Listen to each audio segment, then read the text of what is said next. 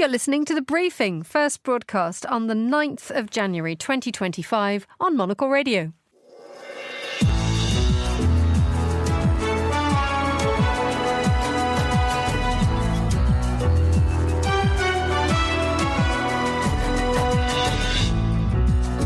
Hello there and a warm welcome to The Briefing, broadcasting live from Studio One here at Midori House in London. I'm Emma Nelson, and coming up in the next 30 minutes... We're going to continue to work hard to ensure that we save people, lives and property. An evacuation order is issued for Hollywood as thousands of acres are consumed by fire around Los Angeles.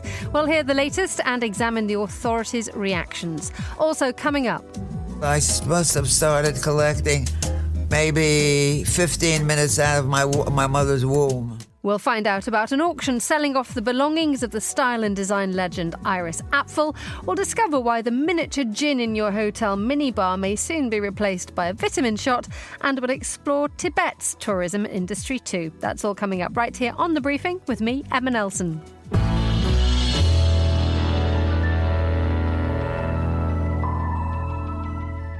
Let's begin straight away with an update on the fires engulfing several areas around Los Angeles. Many of them have still not been brought under control. Monocle's executive editor, Chris Lord, joins me now. Welcome, Chris. Good to be with you. You've only just returned from being the LA bureau chief less than a month ago, just over a month ago, I should say. What's it like watching what's happening to LA? Incredibly sad. Talking to friends there about... Fortunately, the people I've been speaking to haven't lost homes yet, but their children are not in school. There's a complete sense of sort of shut down for the city. People can't get around. One person described it to me as the entire city smelling like a damp campfire. There is a very, very sad thing unfolding right now in Los Angeles. Just to give you an update on the scale of things right now, Emma, 27,000 acres of Southern California are on fire. That is a phenomenal amount. It's the largest and most destructive in the history of Los Angeles, as it stands. 150,000 people evacuated, at least 5 people killed. And in fact, the largest fire, the Palisades fire, 17,000 acres, that is tearing through not only some of the most iconic neighborhoods of Los Angeles, but also some of the oldest. And this is a city with a lot of history of the built environment, of homes of very, very influential and important people. History literally being erased, beyond also the tragedy of people losing their homes and, as we just said, some of their lives as well. It's a very, very sad moment for the city, and I think it's not over yet. There is much more of this story to go.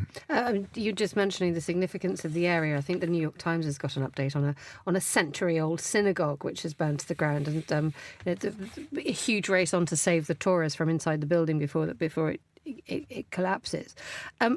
6 areas are now affected by these, and they are areas which are dotted right around the city, aren't there? I mean, there are some which are, the Hollywood Hills has been very badly affected, and that's what seems to be making the headlines at the moment.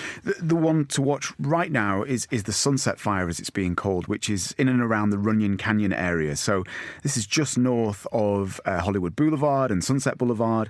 It's an area of windy little streets with, frankly, illustrious houses dotted all over those hills, many of them built from the 30s onwards, not with great means of containing fires if they were hit, lots of them with wooden structures as part of them, but also they're winding, they're full of brush, and between those little streets you've got very, very dry trees that just frankly, roads can be a great way to stop a fire, especially in an urbanism like the US, where you have big boulevards, tarmac, quite often six lane boulevards running through the city.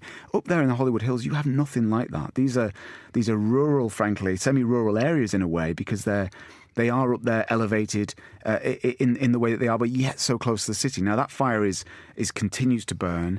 There has been an evacuation order on a part of sort of the area around that, going towards the main city and towards Hollywood Boulevard, that has now been lifted. But there are people, frankly, watching their homes burn.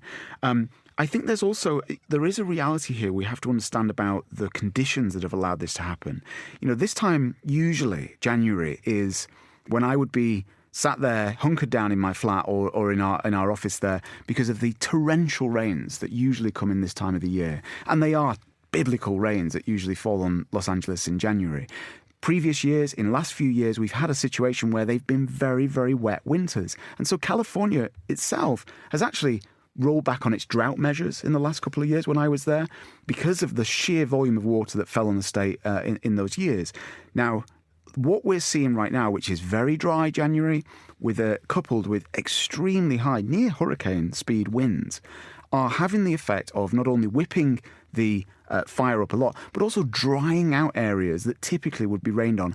If one of those big biblical rains do fall, then there would be a lot of very relieved people who will then unfortunately have to pick through the wreckage. But at the moment, looking at the forecast for the week ahead, more strong winds, more dry temperature, more dryness.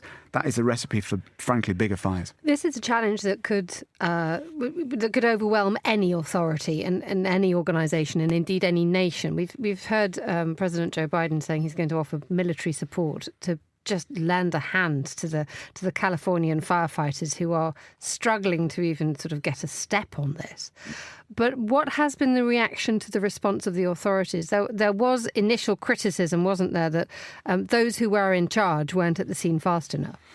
There has been some resources taken away from the fire service in Los Angeles in recent years. And the mayor, Karen Bass, who, she's only been in post for a couple of years, but she's overseen a period that has been, relatively speaking, a lull in the wildfires that California has gotten used to.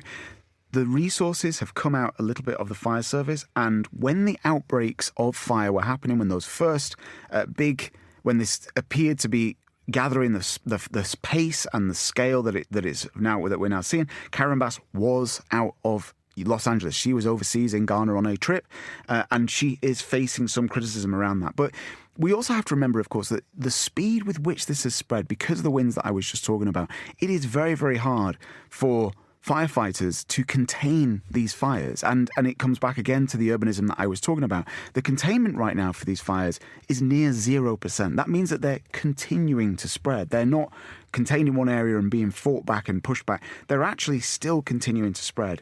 And so it shows you just the scale of what's going on here. I think in the aftermath of this, as always happens, we've got to remember this time last year, Emma, we were talking about flooding in Los Angeles, right? We were talking about such extreme water falling on the city and the challenge of the fact that water wasn't being conserved and put in reservoirs and so on. Now we're talking about the measures that are put in place to contain fires. So California is, by its very nature, it is a place of extremes of weather, but they are getting more extremes. And this is going to be a harrowing test for the city and its future. Finally, this has been politicised already in the last 8 or 9 hours, where we have Donald Trump accusing the governor of California, Gavin Newsom, a prominent Democrat who could one day end up leading the party, of being to blame for it. And Newsom's hit back saying, look, Biden never played politics with this one. But this is something that is going to be seized upon, isn't it, in the political sphere?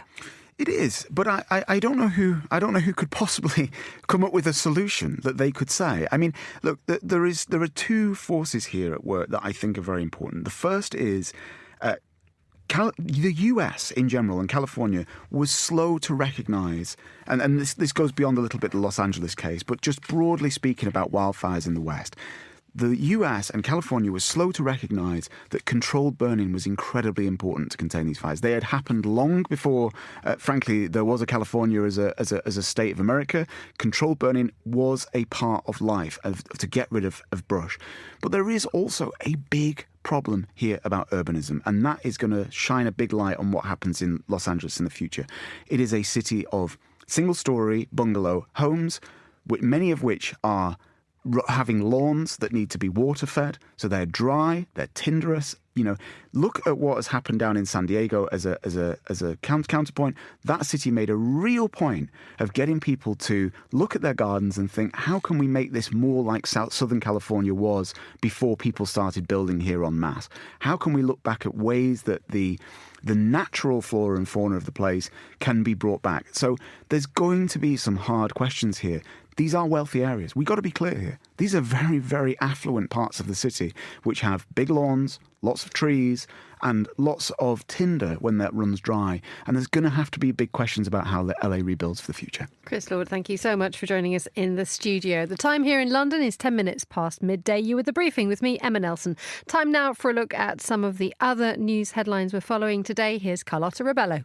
Thanks, Emma.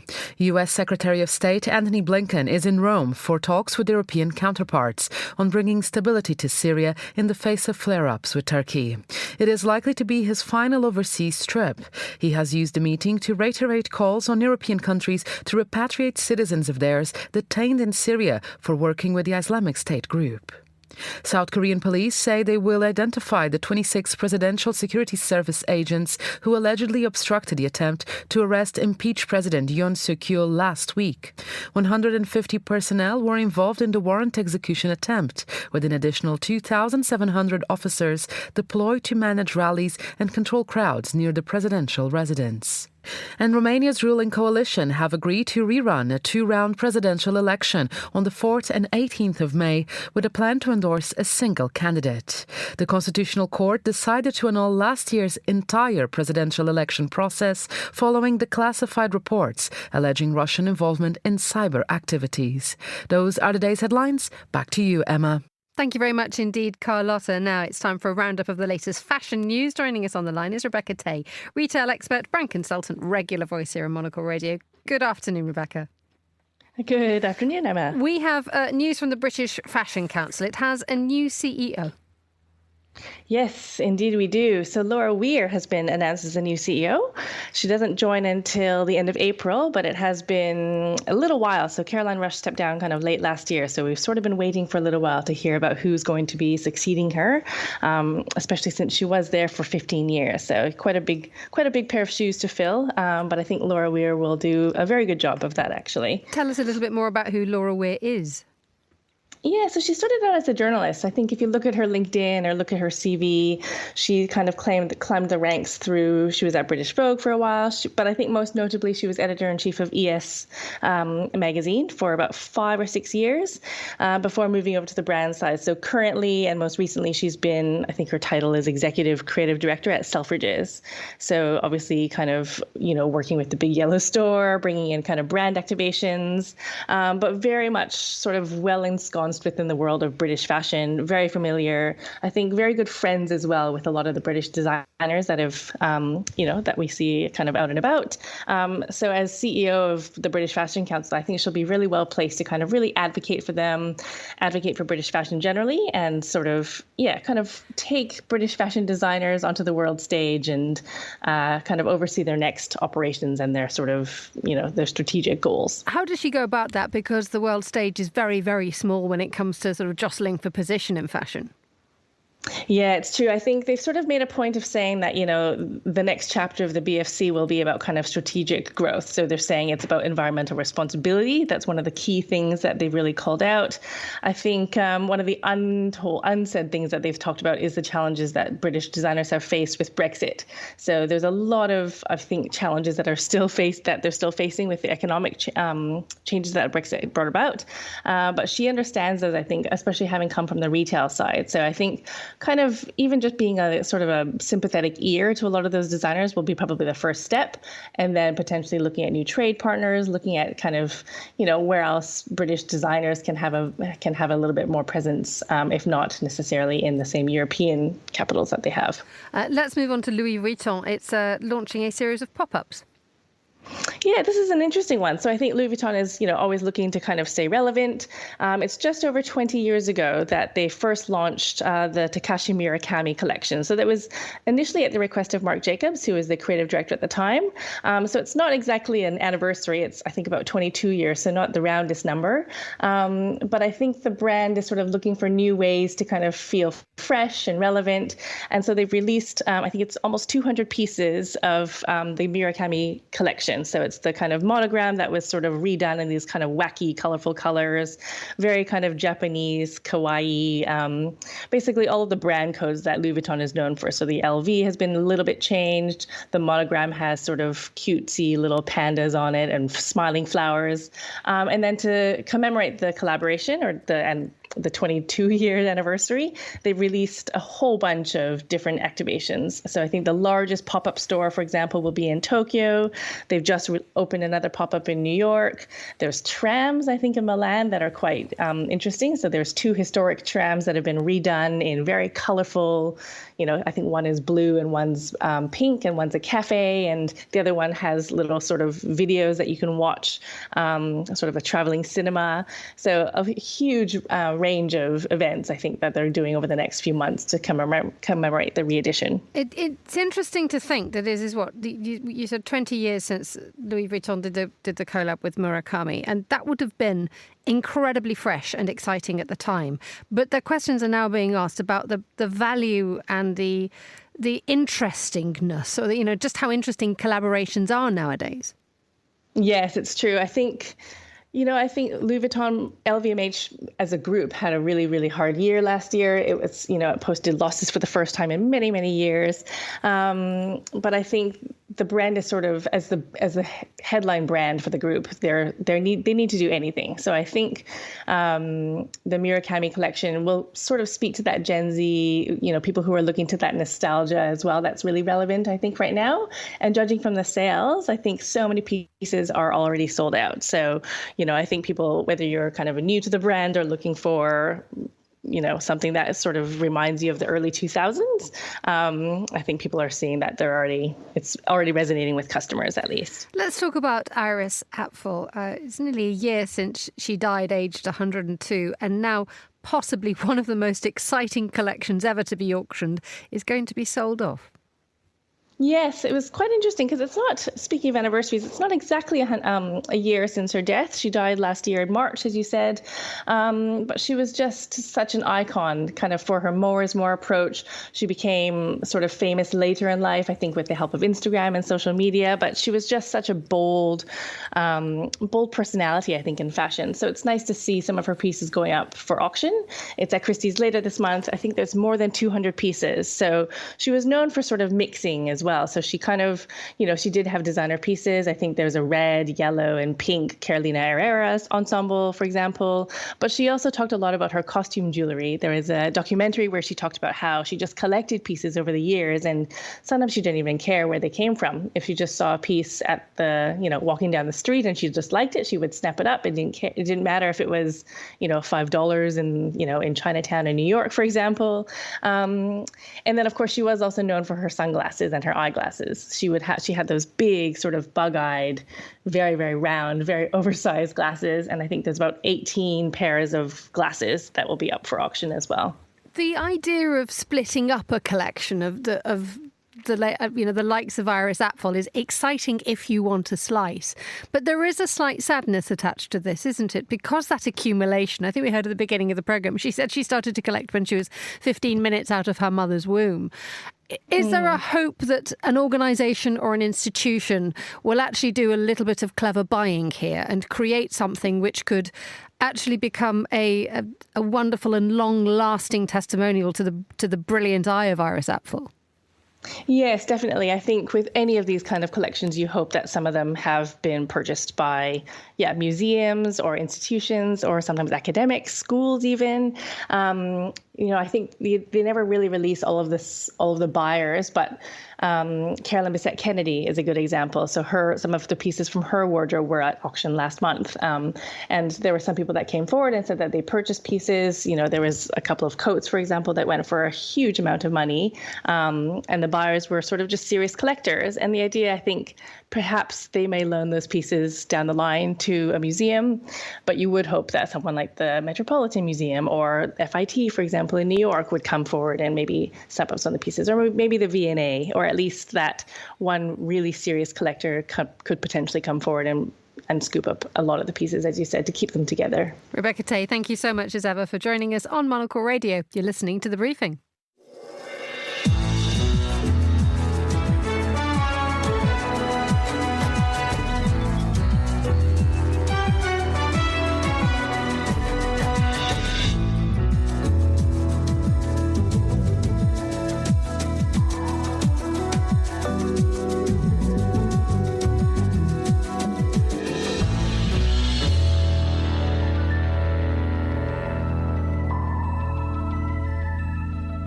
Just nudging 12:20 here in London. Let's hear more about the ever-growing wellness industry, with the latest estimate suggesting it is worth $651 billion annually and is forecast to grow by more than 16% in the next 2 years alone. Well, one man who knows all about this is Andrew Barnard, who's CEO of Sunswept Resorts, which is a body holiday resort in St Lucia that's been around for the best part of 5 decades. Hello, Andrew. Good to have you in the studio. It's a pleasure. Apologies that we don't have the temperatures of St Lucia's to offer you today. Don't. It's no, sorry about that. So just to explain to us, I mean, that we are seeing an exponential speed at which the wellness world is growing. I think possibly post-COVID is what sparked that idea that people want experiences and they don't want a car anymore. They'd rather have something lovely to them happen to them. What have you had to do to make sure that what you've been doing for 50 years is still relevant now? That's a really good question. I think that COVID really forced a lot of people to reevaluate their health fundamentally. I think that we're experiencing a change in that people are really adopting wellness as a value into their lives, fundamentally at a base level.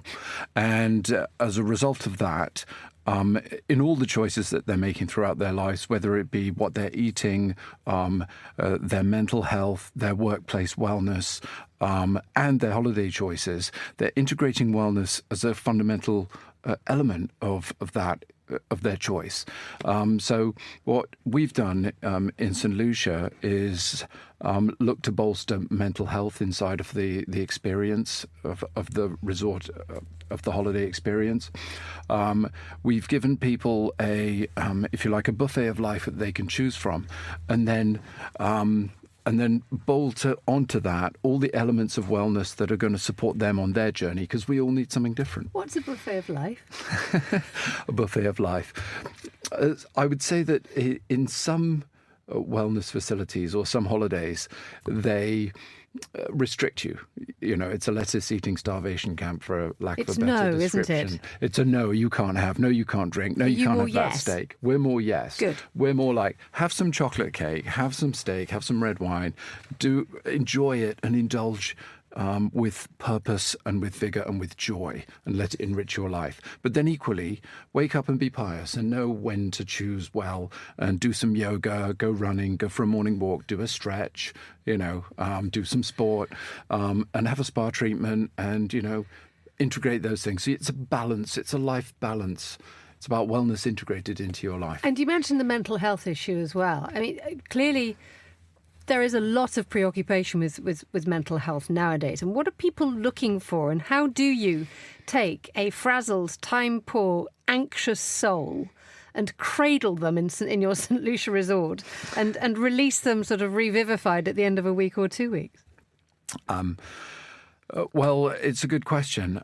Mental health is sort of a process of growth and inspiration, isn't it? Because you can't fix someone in a week, can you? No, it's not. It's about allowing people the opportunity to feel a sense of growth, to feel a sense of life change, that something's got better in my life.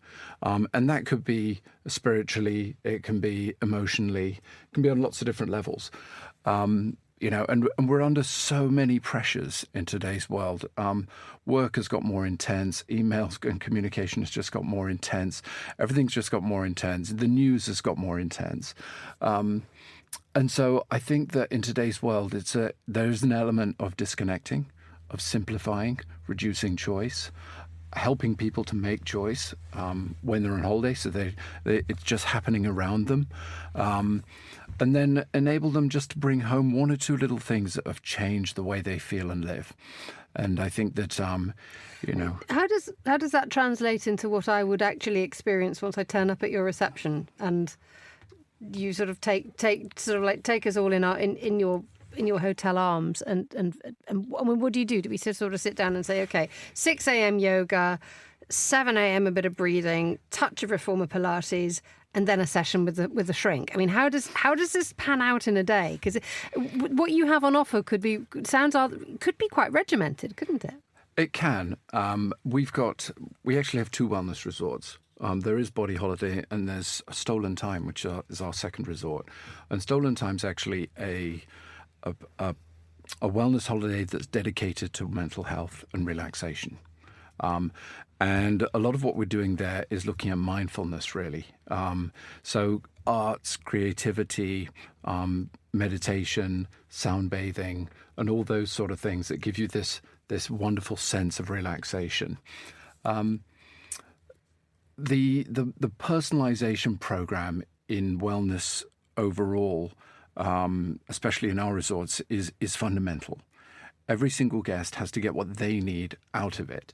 You know, people arrive on the back of cancer, on the back of divorce, on the back of serious illness, car accidents, as well as sort of elite athletes and everything in between.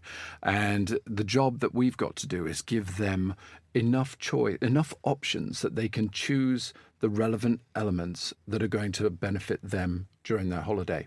And that's the genius of our programming. That's what we do. We automate that process for our guests so that they have access to the relevant classes, because the spa has over 70 different types of treatments and consultations.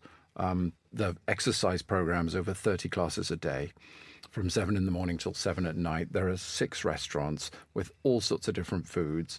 There's a land sports and activities program, a tennis centre, golf, water sports. You can't get through it. Where do you see what? I mean, you're obviously piling a sort of every bone, muscle, and sinew into ensuring that this is the all-encompassing experience. With this area of wellness growing exponentially across hospitality, how do you see what you do in such a focused way being translated more generally into hospitality in the next 3 or 4 years? That's a good question. We're seeing a lot of the chain hotels that are not necessarily dedicated to wellness adopting a lot of what the destination spa market is doing, which is the market that we're in, really. You know, they're picking up elements of it, and they're bolting on to business hotels. More opportunities for wellness, more opportunities for relaxation, because the customers are demanding it. People are choosing hotels, resorts, destinations for business that enable them to carry on living their wellness lifestyle while they're away. And you've obviously your education and your background is hospitality management in the École Hôtelière de Lausanne. So there is, and you've been to Cornell in terms of management. So there is there's a deep knowledge in that. But you also, am I right in thinking that you have a certificate in artificial intelligence from the Saïd Business School in Oxford? Yes. At what point is artificial intelligence going to be introduced into hospitality? And I think it leads to a rather commonly asked question by certain members of this parish, which is, have you got rid of the iPad at reception? Because that's actually one of the biggest stress inducers that many people argue is part of the hospitality experience of today. Yes. I couldn't agree more. And in our resort, you turn up and there is no check-in. You actually get out the cab, you're given your key, and you walk straight to your room. Any QR codes?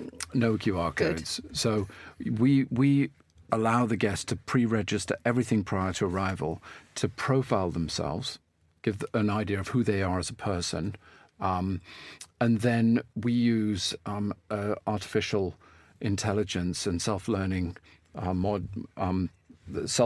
mechanisms to basically automatically provide the guests with a pre-thought program that is relevant to them. So we're driving a lot of stuff. I did the AI course for that kind of thing because I just think that the hospitality industry really needs to evolve. We've really got to get on board. Andrew, thank you so much for joining us in the studio. The time here in London is 12:29. You're listening to The Briefing with me, Emma Nelson.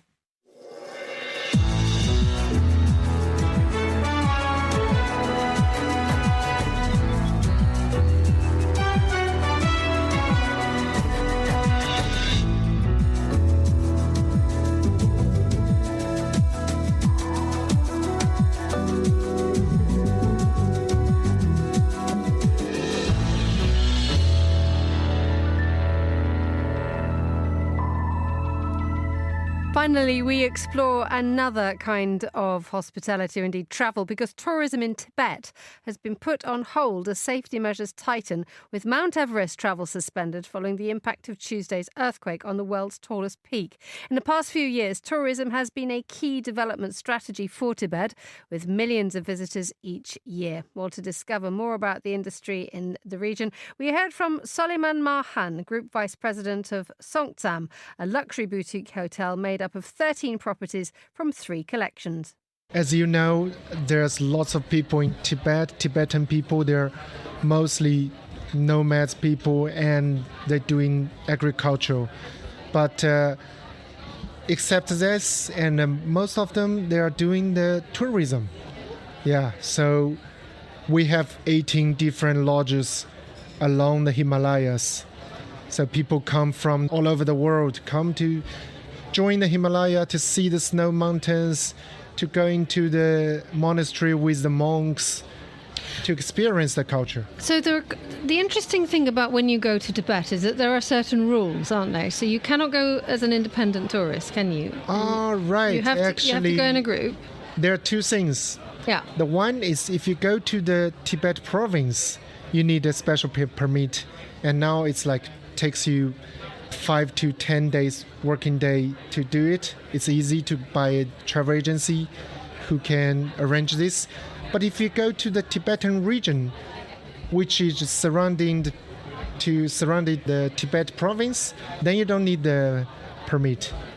It's easy to go, like the Shangri-La, where the Shangri-La city is. Yeah. And is there also a restriction that you can't come in February or March? There's a reason, because you have Tibetan New Year as well. So there are times when you can and cannot travel. The reason why I'm making these suggestions is that, unlike lots of cultures which are desperate to open up and invite new people, is there something about Tibet that you'd like to keep a little bit mysterious and hard to find? Because the people who come there will really appreciate it. You can say this. You can say this way. But another way is because the capacity is not that good in Tibet.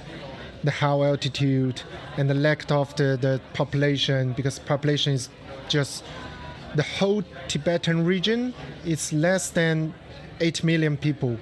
It's a it's a huge place. So it's a lack of the service and the proper hotels also. And when you are at the ILTM, yeah, and people here are working incredibly hard to say, we have great infrastructure, we have great access, we have everything open and easy to find.